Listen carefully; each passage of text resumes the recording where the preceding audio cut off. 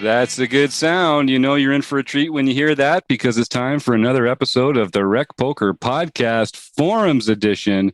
I'm your host, Jim Reed, Bluff Sterini in the home game, and at Hold'em_Steelers on Twitter.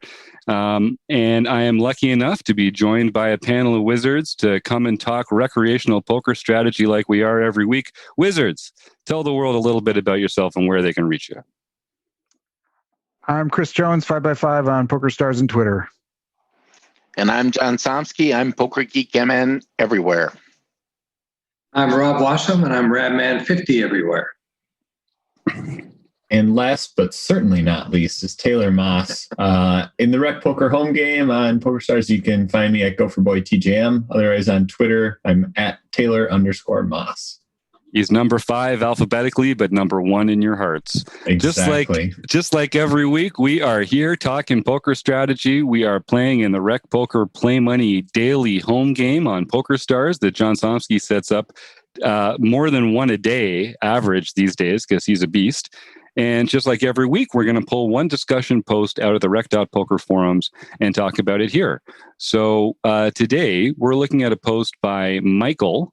And the post is called "To Fold or Not to Fold Jack Jack." And as Rob reminded me earlier, just before we jumped on the air, there's only 3 ways to play Jack Jack preflop, and they're all wrong.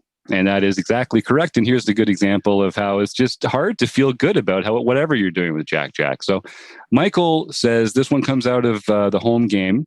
And he's just unsure if he played it correctly in real time. So it's early enough. The blinds are 35-70. Hero is in the cutoff with 3,480 chips with the Jack of clubs, Jack of diamonds.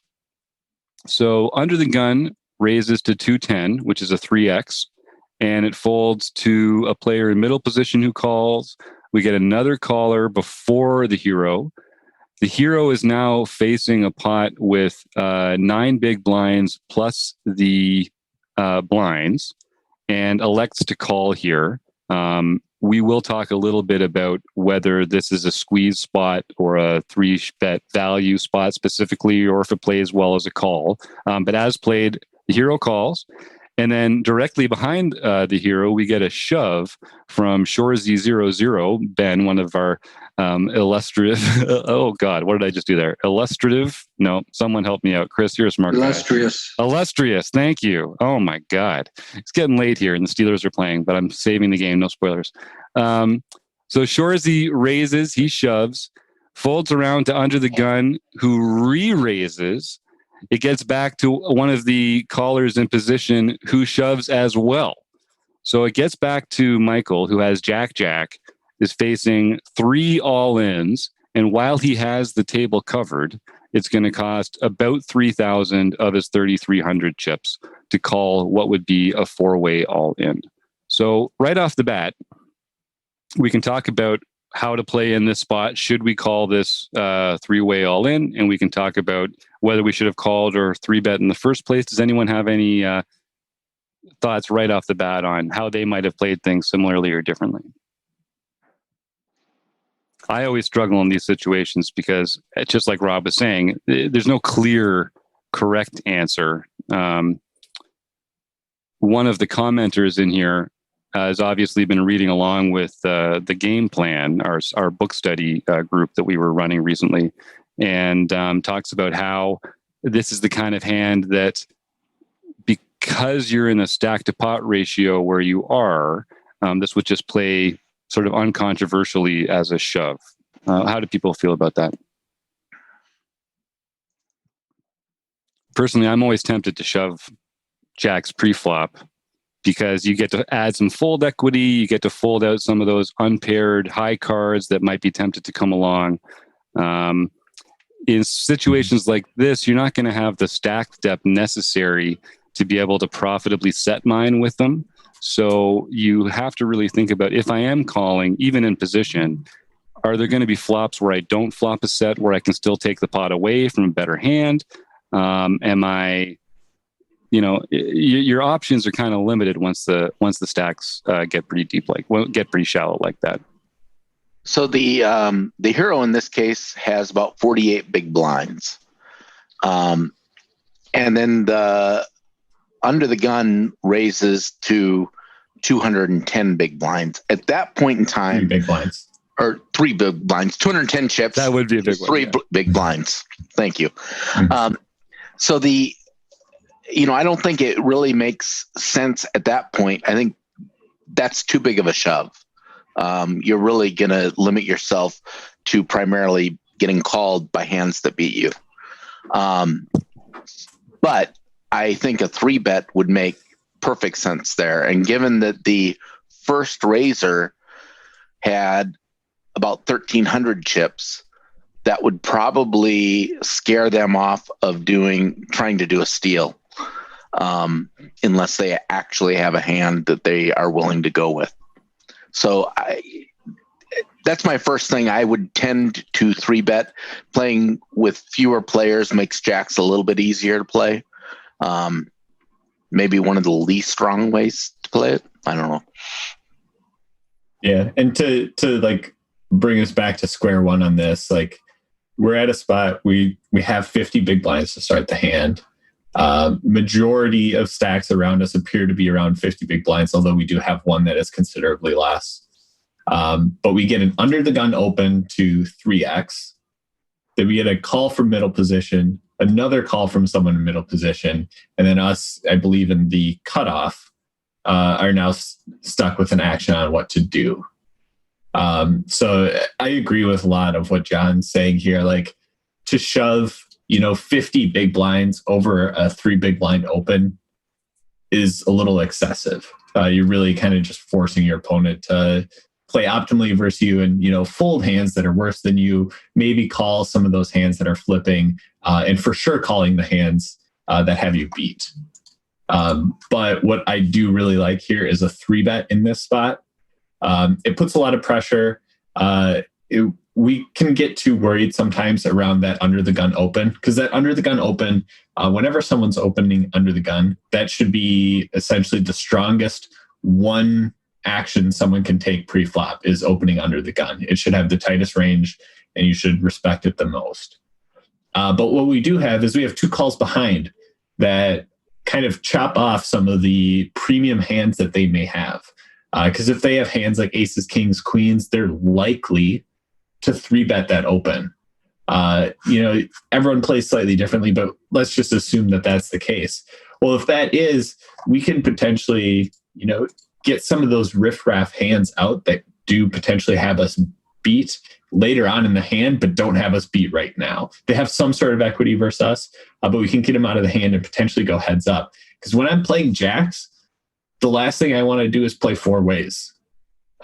You're fading 3 overcards, and the more people you play hands against, the more likely all those overcards are to be covered and making your pair worse. So I'm going to be 3-betting here 99.9% of the time, 100% of the time early in a tournament. And I don't think we need to go too big. Open was 3 big blinds. I'm probably targeting raise size around 10-ish big blinds, given the fact that there's 2 callers behind. And I'm just going to put some pressure on not just that under the gun open, but also the 2 callers that were behind. And I think, Taylor is talking, but this is a value squeeze here. And it's okay to have value squeezes in your range when you know you're going to fold to a shove. Not that I'm saying you would necessarily here, but you can make a value raise even with hands that you don't think are the nuts. And you just have to make good poker decisions later as people's ranges become more clearly defined. Taylor, do you have a cutoff in pocket pairs that you might go down to that you would consider to be a value squeeze here? Like, is jacks the bottom, or does it go down to 9s or 8s or something like that? I'd probably do it with 10s, and then 9s starts to be where I would kind of put that cutoff. For sure with 8s, I'm not making a value squeeze in that spot. If the opens and calls were in later position, maybe, then 9s goes into the range and then 8s kind of becomes the questionable part. But we do want to keep, the strong part of value in our range here. And I think jacks are, close to that edge, but probably should be in that range. And there's some good comments here in the forum post as well from some of the different members. John Lutzy gets in a good point here that we'll get up to in a point. TV Stensby has a good point about how the as played, when it gets around to you, how tight some of those ranges might be. And I do want to draw attention to William, who has definitely the best looking avatar out of anybody in the Rec Poker forums. That something about that black and gold, it's just hard to go wrong with. Boy, that does look good, William. That's very well done, sir. So I'm with you, Taylor. I think it plays better, not only because Jacks is a powerful hand that benefits from playing heads up, but also because squeeze spots are good spots to be your taking. And so, part of what your goal should be as a poker player is to expand the number of hands that you're 3-betting in a squeeze spot like this. Even if, you might not have the best hand, it's a good spot for a reason. It's kind of a cliche for a reason. So Jacks are a good one to have in that range, I think. We could talk about what happens after it's called and it goes around. Does anybody else want to talk about that 3-betting opportunity or that squeeze spot there, Chris? I agree with what everyone said. I mean, I think this is a spot where we want a 3-bet, and unless we want to confuse, because I was in this hand, unless we want to confuse the person who's sitting next to you, because I did not put Michael on this strong of a range. We can talk about how this hand played out, but I think it's an interesting hand. Sort of after he flatted, the shove from the button came from a player who was pretty short stacked, and I think, if I remember this hand correctly, had just kind of, I always look for someone who just kind of exited the previous hand under unfortunate circumstances, and that would be what happened to Mr. Shorzy. Oh no. So I was reading this as a little bit of a frustrated shove, and then the under the gun player took a really, I don't often take a ton into timing tells, but this felt like I was not reading this as somebody who was it seemed really like a really tough call for them. And they did end up shoving, but I read both of them as fairly weak. And because of that, I ended up calling all in and really threaded a pretty magical needle here, because then Michael, which we'll talk about, folded his Jacks, which I think is an interesting question, what we do at Jacks when we have these 3 callers, and I think that's up for discussion. But I can tell you about the results after we have that conversation, but that was a good fold for me. Let's just say. So you were to Michael's right. You were that middle position player. So you called the original open, and then when it got multi-shoved back to you, you released the hand. Did you? No, you. No, I called both of the all-ins. Oh, it would have been a good fold. Okay. Yeah. No, he did fold. He did fold. Yeah. Yeah, he did fold, which was a good fold for me. I see. His fold was good for you. Yeah. So let's put ourselves in Michael's spots here. So we had this spot where it got raise, call. We elected not to 3-bet, so we called. And then I think, from Michael's perspective, when it goes shove, call, or whatever it is, I mean, you must be thinking, that's why I didn't 3-bet, because at least one of these guys has, queens plus, and I'm so smart because I didn't waste those extra chips on this particular hand, and it is easy to put him in the muck. I think he's also, at this point, only committed 210 chips, which is a strong consideration when you're thinking about, yes, there's 8,000 in the middle, but, how often am I drawing to a 2-outer to get it? Does a jump out at any of you that this is a spot just to auto call or auto muck with Jack? I think folding is accurate. 3 ways, a multi-way pot. Is it 4 ways? He would be the fourth. He would be the fourth. Yeah. 4 ways with a pocket pair like that. Even if you have the highest pocket pair around, I mean, I'd rather go to battle with a hand like Jack 10 or Queen Jack suited, that type, something that works better in a multi-way pot. And I think I'd hold those too with 4 people in the pot. I mean, it's just too much. The opportunity, like Taylor mentioned, the 3-bet preflop is where he would have eliminated all of that all of that action that happened after the fact would have never happened if he would have 3-bet. Mm-hmm. There would have been it would have been totally a different scenario.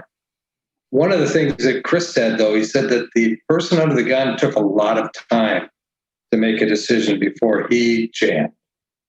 And that's funny because when I've seen that happen in the home, especially in a home game, it usually means the person's very strong and is trying to make it look like he has a tough decision. Mm. Yeah, I agree. There's sort of a really, I think there's a real nuance to that, right? Like I feel like when people take the full allotment of their time, that's some real strength. But when they take like a lot of time and then like just kind of like there's a few seconds into their extra time, but then they call, it's like there's this like in between time where I put that as like, this is not faking, this is tough decision time. And that's at least how I read those, at least. Okay. I'm writing that down, Chris. I'm going to try and balance the amount of my time. It's pretty obvious if you take your full, whatever, down to 5 seconds. Okay, you got, but like, if you take your full time plus a little extra time, I read that as like, you actually had something to think about here. Yeah, I mean, we'll probably talk about this a lot at our TELS seminar, but a long time to think is, from my perspective, a very polarized range. Yeah. You're either doing it because you're really not sure, or you're doing it because you're trying to make it look like you're really not sure. Mm-hmm. Or if you're playing online, you're just distracted by the television or the cat jumped in your lap or whatever. So you do have to be a little careful about timing tells. They're the best you've got playing online, but they're also unreliable in that people can be distracted and you're not able to tell when they're distracted versus when they're just actually thinking. And there is software out there that people can use that will automatically choose a random amount of time for their action, like a Table Ninja type thing that's meant for multi-tablers, so that you can't build that kind of tell. But most of the players that we're playing against in the Rec Poker home games aren't going to be randomizing to that level. So I think you can use something from the timing tells. So TV Stensby here, one of our international members, makes a good point about how he would fold jacks here. And again, we go through this in the audio, and we there is some video here, but you really have to go to Rec.Poker and look at the forum post itself to actually see. There's some great breakdowns in here, and I'm not going to be able to do justice to Tron Vidar's point here. But one of the things he says is that basically, even though the pod odds seem good, the actual EV will be controlled by your tightest opponent, which is a good point to take on this. And I think part of it's just because those tightest ranges are going to own most of the equity in that, even multi-way. Those are the hands you have to worry about. And with a hand like Jack, sort of like what Chris was getting at earlier, if you're able to kind of cap the range on a couple of those players, or to at least make it wide enough that they have a lot of hands that you wouldn't necessarily have in a nutted range, it's a very different EV calculation than if they're playing just typically, queens plus and ace king. Yeah, you're ahead of the ace king there, but you're not doing great against that entire range. So it kind of doesn't really matter what the other people in the hand have. If you can say I'm one of them that has a good chunk of my stack, almost certainly has aces or kings or something like that. I'm not sure if it was the case here, but that's something from Tron Vidar that I want to draw attention to. Yeah, and I mean, to take the hand out of question, just the way the action played out in this spot, we get an open. There's two calls in front of us, and we call, and then it's followed by shove, call for all in, then it's back on us. Generally speaking, when that happens, unless when we were calling that first time around specifically as a trap, you can almost say 99% of the time, unless you were calling to trap, you should be folding in that spot. So if we didn't feel confident enough to 3-bet jacks for whatever reason, whether we didn't think it was going to be a good value 3-bet for us, or we thought someone had a tight range, it's like we forget about that thought that went into our head that ultimately led us to the call. And then when it comes back around to us, we get rid of that thought and we go, oh, well, I have jacks. Maybe I should call here. So there was something that went on that said, hey, maybe I should call this pre-flop. And then it gets back around to us. And then we're thinking, well, maybe I should call all in now. So it's kind of counter ideas kind of conflicting with each other here. And I don't think we're calling with jacks to trap in this spot. And I don't, like I said, 10 minutes ago or whatever, I don't really like playing jacks 4 ways. So I think this is a good discipline fold. I think it's unfortunate to have to make this fold, but it's a fold we should be making. Well, let's hear a quick word from Jonathan Little, and maybe a couple of the guys can play some X's and O's or something, and then we'll wrap this up with some further thoughts. Have you ever wondered whether you should call a preflop raise or 3-bet instead?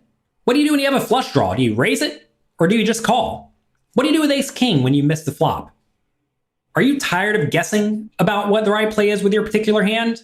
Well, my name is Jonathan Little, and I am a 2-time World Poker Tour champion and creator of PokerCoaching.com, where we offer over 1,000 interactive hand quizzes where you play a hand and then get real-time feedback from our world-class pros. Don't guess and don't stress. Just register for your free account at PokerCoaching.com/recpoker right now. That's Jonathan Little, one of the big names in poker. Speaking of big names in poker, Steve Fredlin's not on the podcast tonight, but he loves poker and he loves helping small business owners with their small businesses. So if you or if someone you know is a small business owner, head over to smallbusiness.com and find another way for Steve Fredlin to work with you.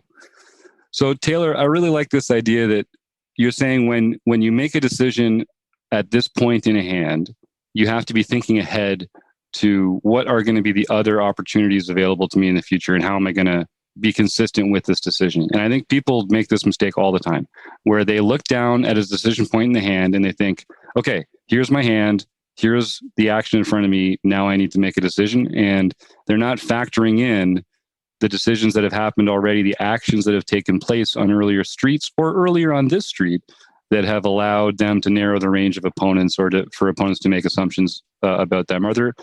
Can you just speak a little bit more about how, and Rob, I know you want to jump in here too, about sort of the importance of planning that out more than one decision at a time? Yeah. And the way I view it, and Chris is going to really like this analogy because I've heard him say this before, but like a hand of poker is like a story, right?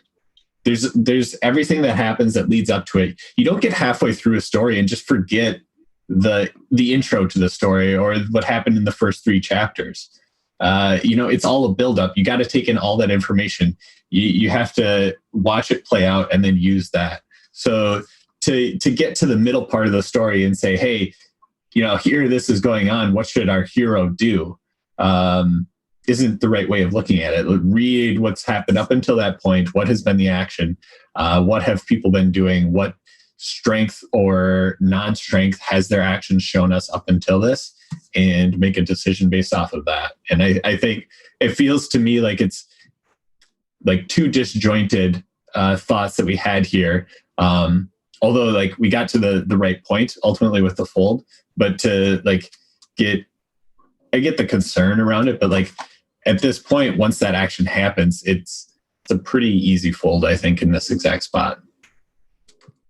And I think another thing you want to look at when you're getting involved in a hand is who's left to act and what is their chip stack. Obviously, the guy on the button had a very short stack, was very likely to be jamming. By you calling, you gave him all the incentive that he needed to do that. Had you 3-bet, he might not have done that. He might have said, well, I'm up against some strength here. I'm going to get out of the hand. So you need to anticipate what your actions are going to potentially have your opponents reacting to, right? How are they going to react to that? So when you're getting involved in a hand, you need to understand what are the stack sizes of the players yet to act and try to understand how they could potentially respond to what you're going to do. Instead, basically you made a call, hoping to set mine with your jacks and to see what happens on the flop, right? Maybe I'll flop a set. That's basically what happened in this hand. for him to just make that call. So, yeah, and ultimately, go ahead. Oh, just ultimately, I think this becomes, we can talk about the results, but I think this becomes a forum post because of the results, because Michael gets to see the three hands that turn over, and I'll tell you, they're a little surprising. And jacks were, well ahead of all three hands. But I think we can't just look at this and say, did I make the right play? Because if I would have called this, I would have probably won this hand. Well, actually would have won this hand. And I think ultimately, though, what the lesson really is that this was a good disciplined fold. In most situations, when we make this fold, we're making the right fold. And sometimes we're going to fold jacks and everyone's going to turn over worse hands, and we're going to kind of grit our teeth and we're going to move on. But ultimately, we're going to still know that we made the right decision. And I think that's what happened here. Yeah, and it's a good reminder that you don't have to be right every time, and that's a foolish goal to set for yourself. You just have to be right more often than you're not. You have to take the action that's going to be right in the long term, profitable in the long term. And that involves folding with the best hand sometimes, and it involves calling with the worst hand sometimes. And, that is part of poker. That's what we love about it. That's what makes it great. So don't worry about being perfect, and don't worry about if they have aces. Think about the range of hands they could have, the actions that they'll take with that range of hands. And, like we said at the top, it's okay to make a 3-bet and fold too, if you feel like, I'm not sure if this is the spot for that, but there's nothing wrong with having that room in your range. All right. Well, any final thoughts on this post before we send it back to the Rec Doc Poker discussion forums?